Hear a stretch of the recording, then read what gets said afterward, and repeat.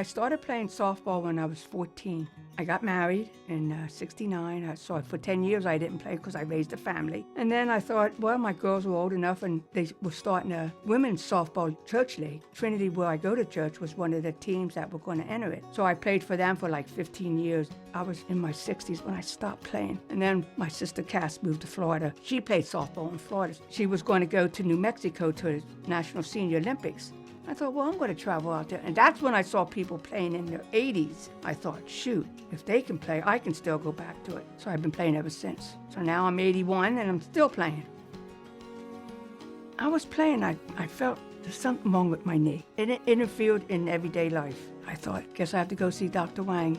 She had a revision surgery, and revision surgeries typically take longer, and oftentimes it's more painful because more work involved in terms of the surgery itself compared to original knee replacement surgery. But she bounced back really quick. She engaged in physical therapy very readily. In 2 weeks, she came back and really was not using any assistive devices to walk, and that's very atypical. Most patients are using a walker for a couple weeks and then a cane for a couple weeks, and in short order, she was able to walk without needing anything. They asked me what my goal was, and I said, my goal is that I want to play in the Senior Olympic Games in July. I was ready to go back on the field in 6 months.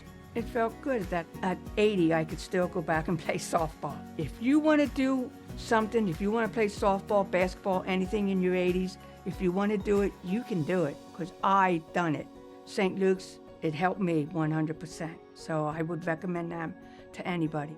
The most rewarding part of my job in terms of treating the patients that I take care of is to see the before and after, to see patients who come in and looking for some pain relief, to take that individual and to treat their problem and then restore their ability to perform all the normal things that we take for granted in our daily life.